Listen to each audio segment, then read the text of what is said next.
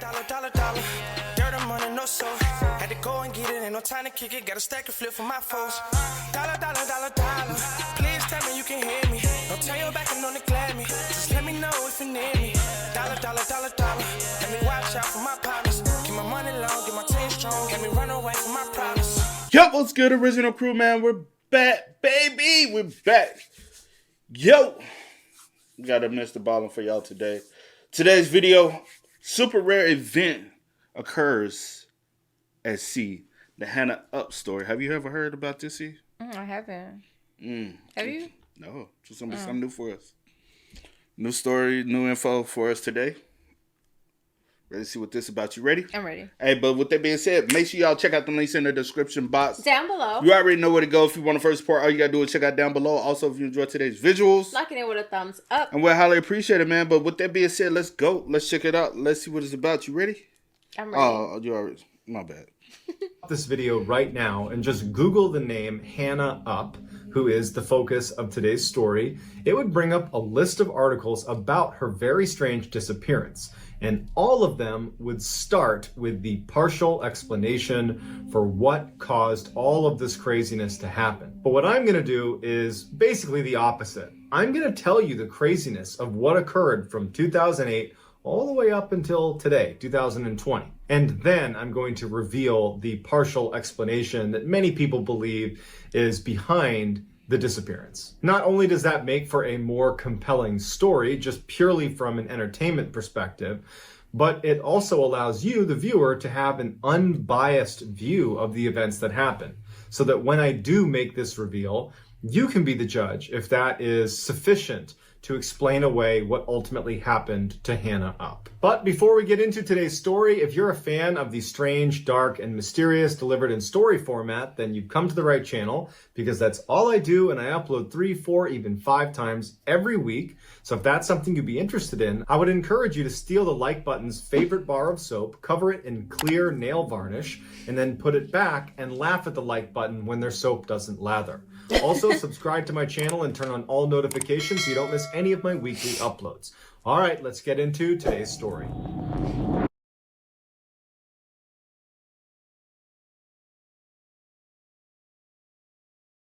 Around midday on September 16th, 2008, the captain of the Staten Island ferry in New York City was looking out at the water just south of Manhattan, and he noticed something bobbing in the water. And he said that it just didn't look right. He was drawn to it. It was pretty far away, but he knew that there was just something off about it. Couldn't tell if it was a person or debris, but either way, he sent 2 of his deckhands over to have a look. So they hopped in a skiff, they drove over, and very quickly they saw that it was actually a woman, and her face was in the water. So as soon as they pulled up alongside her, the first thing they did is grabbed her head and kind of pulled it out of the water, and to their surprise, she gasped for air. They pulled her up into the skiff. She had on just running shorts and a sports bra. She had a very bad sunburn on one side of her body. She was hypothermic. She was dehydrated, and she looked like she had been in the water for a very long time. They bring her back to the ferry. They wrap her up in a blanket and they call 911, and an ambulance is immediately sent out to go get her. As they're waiting for the ambulance, she starts to speak. I was just out for a run. I went running just a couple hours ago. Why am I here? They chalked it up to her being in shock, and based on her attire,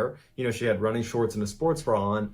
They're thinking, okay, you know, I don't know how she wound up in the water, but it seems like she went running, fell in the water somehow, and thank goodness we found her. She gets in the ambulance, they bring her to the hospital, and after the initial treatment is done and she's stable and laying in bed and being treated for hypothermia and for this bad sunburn, she starts saying to nurses and doctors she had just gone running like a couple hours ago.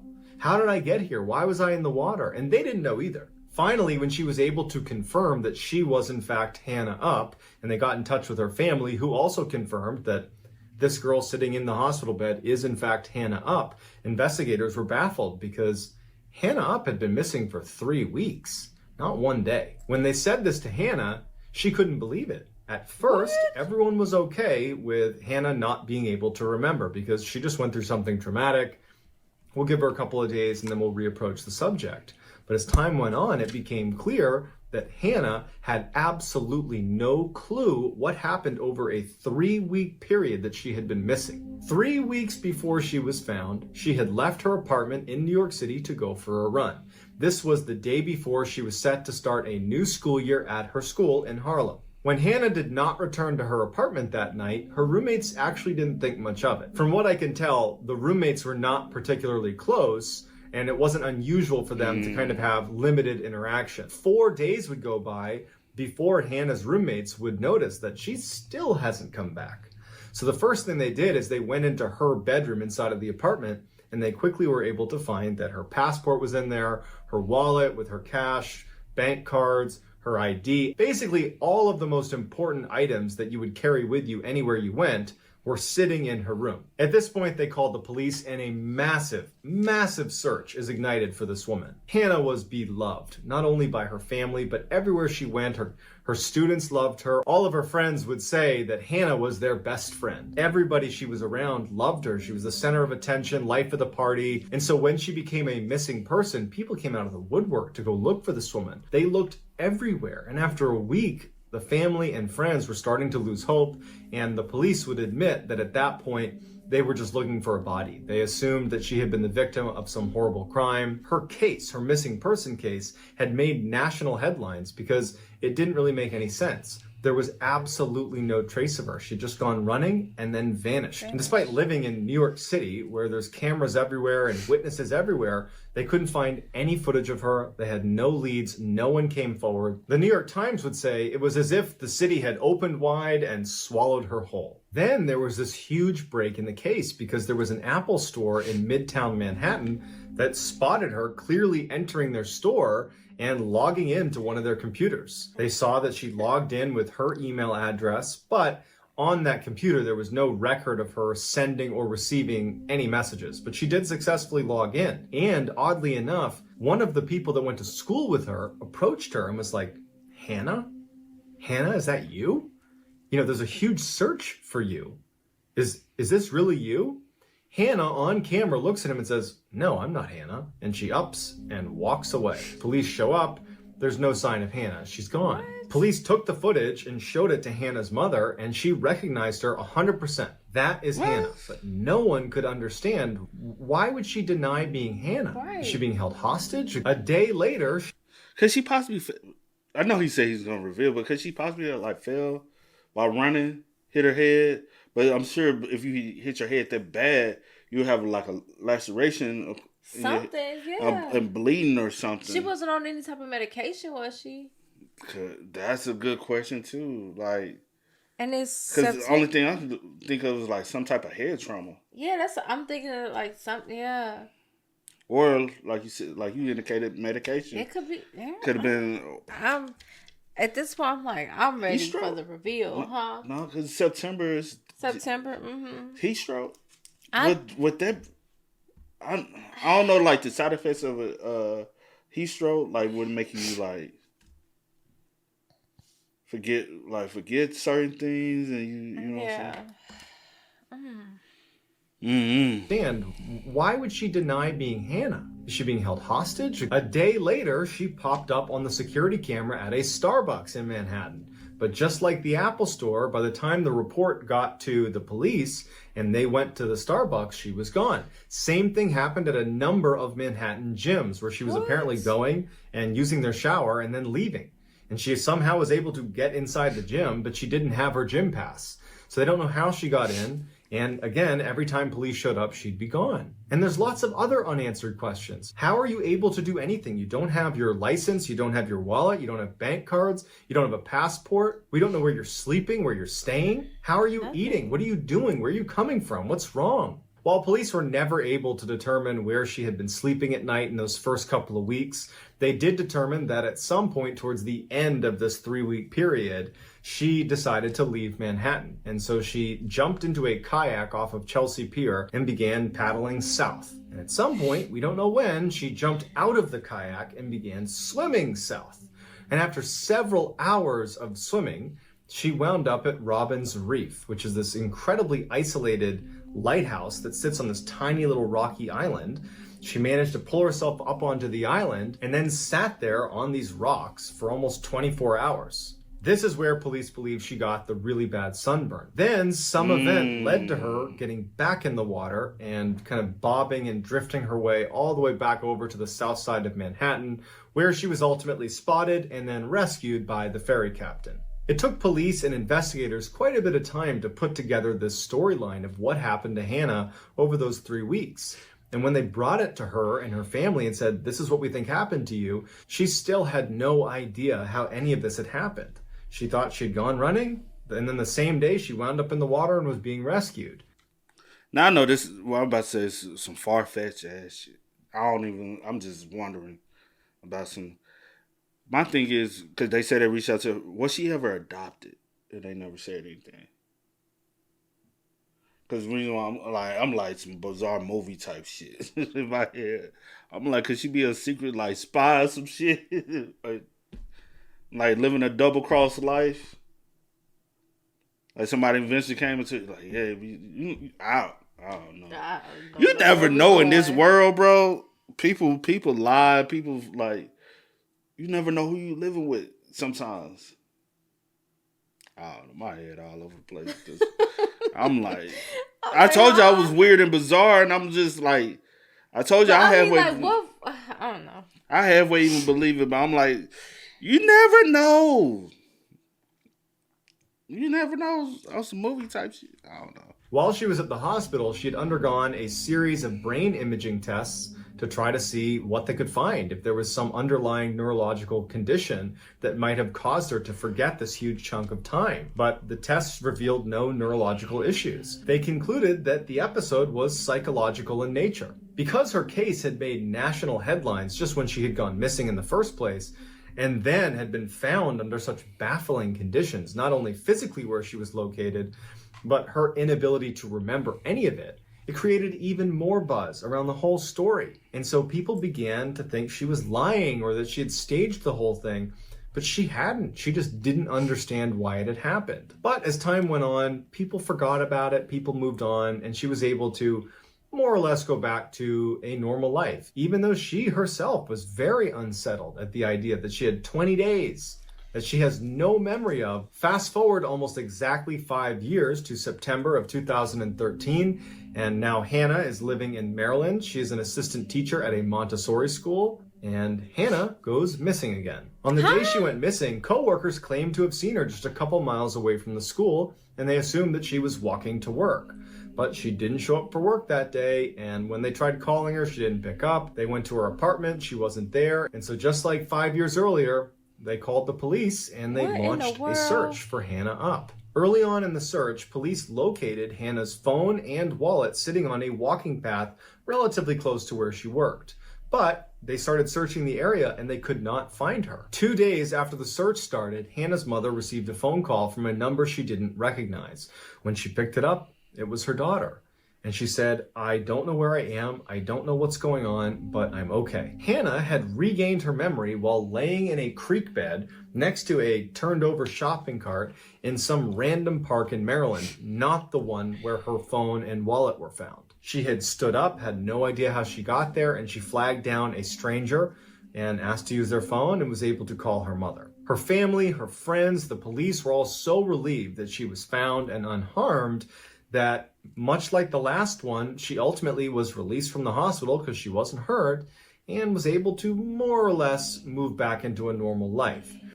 You know what it is? It sounds like she's having an episode like Sleepwalking. But it's like, you know what I'm saying? Like people who sleepwalk, they walk in, their eyes are open. They're not, is it cognitively like under? So you think she's getting alert? Up in the morning?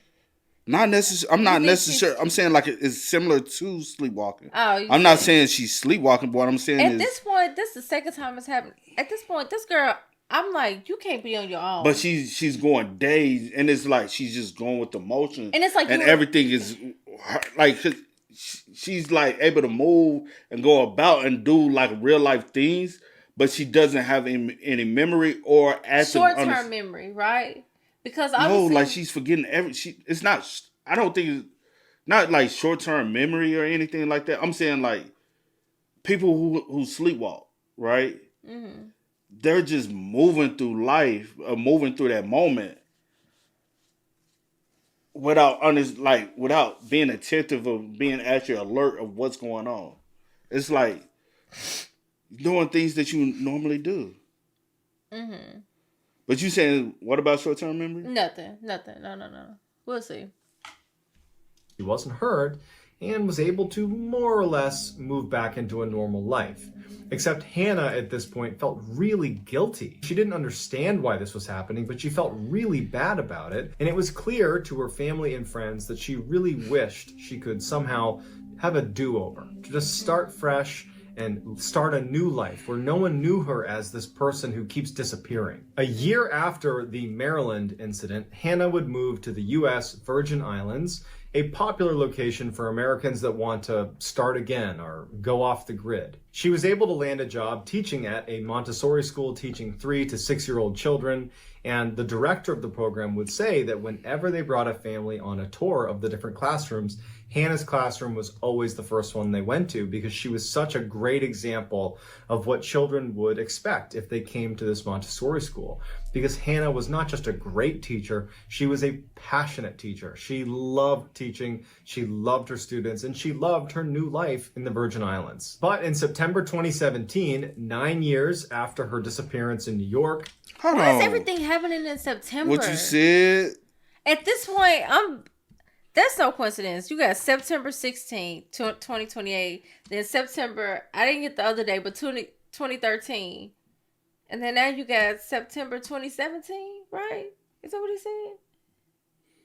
That was 5 years in between. Now it's 4 years in between. So 2017. And the next time it's going to be 3 years in between. And the next time it's going to be 2 years in between. But why? The it's next a time reason. Something is... Has I'm she ever invested, experienced child. anything like this before, but people wasn't alarmed by it? Like, I'm not saying she's sleepwalking. I'm just using that as an example. Has she did anything you was like, oh, it's just Hannah sleepwalking? Or I wonder how she ever did anything. Or Hannah's having another one of those episodes where she... But it's not... yeah. But I feel like that would have been brought up. That, like, obviously not, right? I guess not. I don't know, man. And 4 years after her disappearance in Maryland. Did something like traumatic probably happen around this time that affected her? And every time it's like this, like every time like an anniversary of something like comes up, like in September around the same time, she kind of has these. I don't know. I'm just thinking. I'm trying to like think because I'm invested, child. Years after her disappearance in New York and 4 years after her disappearance in Maryland, Hannah would go missing for a third time. Now, the lead up to this disappearance is a little bit unique relative to the other two. Right before she disappeared, there was a Category 5 hurricane barreling down on the Virgin Islands. And all of Hannah's friends, colleagues, everyone she knew was scrambling to leave the islands before it hit. But Hannah was not prepared to abandon the island and abandon her house and her school. And so she decides to stay behind. In the final few days before all of her friends and colleagues left the island, they described Hannah as being in some sort of a trance. She was hard to get through to, hard to speak to, but she seemed rather sing-songy, like she was in a really good mood, but very difficult to communicate with. On September 15th, just a few days before the hurricane would actually make landfall, the few staff members at the Montessori school who had stayed behind on the island to weather the storm called a meeting, and Hannah was not present. She was last seen preparing her Montessori classroom for the imminent impact of the hurricane. When they went to her apartment, she wasn't there, and so they went out looking for her. One of her friends knew that a favorite location of Hannah's was Sapphire Beach, and when she got there, sure enough, there was Hannah's car parked in the parking lot with her purse, passport, and hundreds of dollars inside of her car. Hannah's clothes were found down on the beach on a chair, neatly folded, but there was no sign of Hannah anywhere. A desperate search for Hannah was launched, led by the Coast Guard, but it had to be abandoned after only a couple of days because the hurricane was barreling down on them. And to this day, she has never been seen or heard from again. There's a huge part of this story that I've been... Oh, I thought, because he said through 2020. I'm thinking, wow. Okay, well, it must be some more information after this. Intentionally left out until right now. After Hannah was scooped up by the ferry captain and brought to the hospital after that first disappearance in 2008, They ran all those brain tests and they discovered that there was nothing wrong with her from a neurological standpoint. However, they did run a series of psychological tests and they discovered that she had an extremely rare form of amnesia called dissociative fugue. For those that suffer it, there are no symptoms leading up to it, and then all of a sudden you forget all of your autobiographical information, but you don't forget how to live. Someone in a fugue state could very easily leave their apartment, go to a store, interact with other people. They just don't understand who they are. They don't know their name. They don't know their history. They don't know why they are located where they are. This can last for a couple of hours, all the way to years. The most famous example of dissociative fugue is Jason Bourne from the big blockbuster movies about the CIA operative who wakes up and has no idea who he is or why he is where he is. He doesn't know the people around him, but he recalls all of his training and is able to be this like ninja who can fight off bad guys left and right, but doesn't know who he is. Right. Now, when Hannah disappeared in 2008, almost certainly she was in a fugue state and then was located again, and thankfully she was alive. Right. 5 years later, same thing happens in Maryland. She goes into a fugue state, and then 2 days later she's found again, has no idea how she got where she got, but there she was. Now, the tricky part is, in 2017, when she went missing, it would be very easy to say that she was in a fugue state because it had already happened 2 times before. Right. However, other people believe that she just wanted to start her life over again. She hated being known only for her 2 disappearances. She wanted to be known as a happy, loving person, a great teacher, a great friend. And none of that was possible with her history. And so some say that she staged the last disappearance because she knew with the hurricane coming in that she would be able to kind of disappear without a trace, and people would assume that she was probably dead. So I'd love to get your take on what happened to Hannah Upp, specifically what happened the 3rd time she disappeared. Was this just another example of her being in a fugue state and disappearing?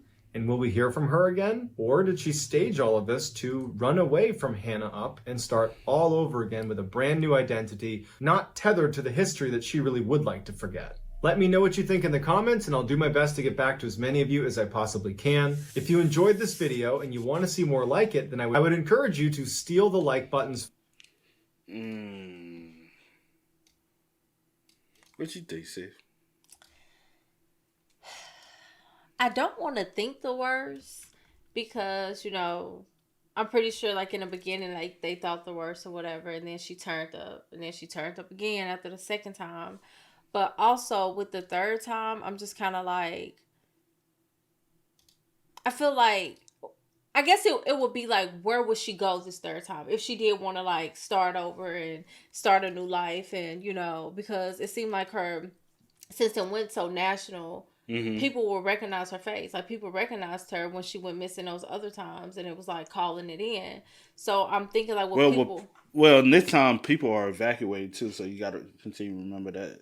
Like, people are evacuating off the island. People are going away. That's not what I'm saying. I'm saying, like, if she started a new life, where did she go? People will recognize, like, isn't that girl that, you know, like, I'm saying, like, that. Yeah.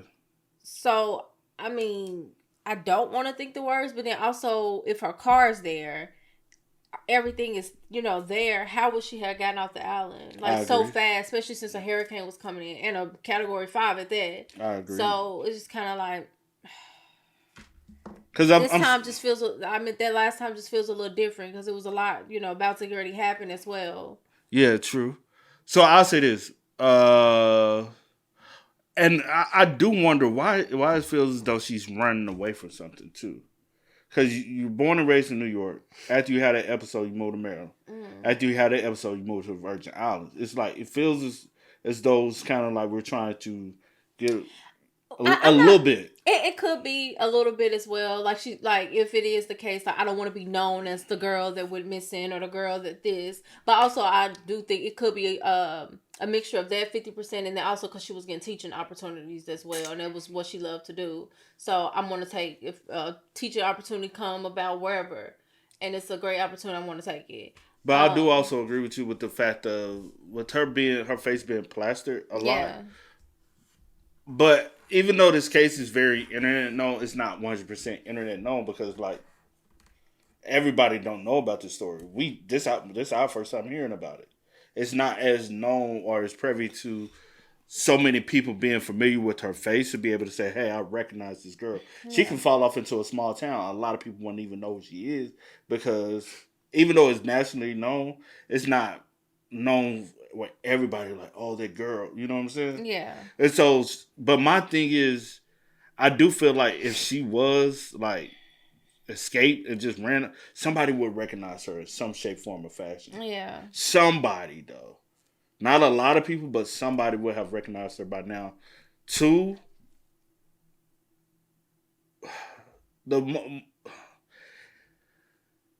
it is a possibility that she ran, but how would she have been able to run away during a Category 5 hurricane? Right. Such a massive hurricane. I know you don't want to think of the worst, but the way they said she used to wander around with in this state, she could have like she couldn't like say for instance if she did go into that state, she probably wouldn't even understand that it's a hurricane coming because she's not like 100% actively alert. I think that she understood that one was coming, but I don't think since I'm saying why she's in that state. But I don't think since she was in that state, she understood the severity of it. Or even that was coming. She probably just like, hey, I'm living my everyday life. Because they said she was like preparing her classroom for it and like getting like what is. I get what you're saying. You gotta explain. No, also, no one ever talked about how she was before she went into those states until now, until this last disappearance. Every time before that, it was. They just talked about her during the time period. Yeah. Interacting with her during. No one talked about how she is before she led up, like before she ended up vanishing. No one, like we haven't heard like how she is beforehand. Right. It's just this last time. So could she have faked it and was trying to show those signs because she's now aware because it has happened twice. So I'm going to say 25% of me thinks 20 to 25% of me thinks that she, you know what I'm saying, could have ran away and faked everything and tried to escape. But then she would have did it again by now because she can't control it. True. But also 75 to 80% of me believes that unfortunately she went through this state and unfortunately something tragic happened. Yeah, I was just trying. And it was a hurricane, so it's a possibility. Don't leave out the fact that the first time she was found in water. Yeah, so and I was just trying to read up on this while I was on my phone, but yeah, I'm thinking maybe like she just was like maybe she got in the water, you know. Yeah, because she did previously before. Have her clothes was on the bench, whatever. Maybe she got in the water, just kind of like not realizing like what's happening, what's going on, like a hurricane is coming in, and you just like, you know, and since you're not all there at the moment, waves and those currents are pulling you since out. You're not all there at the moment, maybe you stayed in there longer than, or you don't recognize how the danger that's going on. Or I'm just like trying to think of everything and. But at the end of the day, I don't think there's a right answer. With this one, and also, like, I understand also that you don't want her to not live her life. Like, she's grown, right? You don't want her to not, like, just, you know, be, I'm sure having to be overseen, like, 24/7. But I'm sure the parents had, like, certain conversations with her pertaining to that. And I'm sure she was like, but Mom, Dad, I don't want to be a burden to you guys and all this. I want to be able to, like you said. Yeah, but I guess it was just going to always be a risk with her being on her own and not knowing when these episodes would, trigger. you know, be triggered or come about or whatever. So that's the scary part about it. And then especially with her, like, being, you know, a little away from her family. Especially being, like, on an island. And so you kind of low-key trapped. With just this surrounded by water, but you're just on this small land mat. But hey man, y'all spam us up. Y'all let us know y'all thoughts about it for us in the comment section down below. But until next time, y'all know how it go, man. I do go by the dang I do go by the name DJ New Kid. This is Sierra Nicole. We Are. Kid and We Out. Peace. Get it, ain't no time to kick it. Got a stack of flip for my foes. Dollar,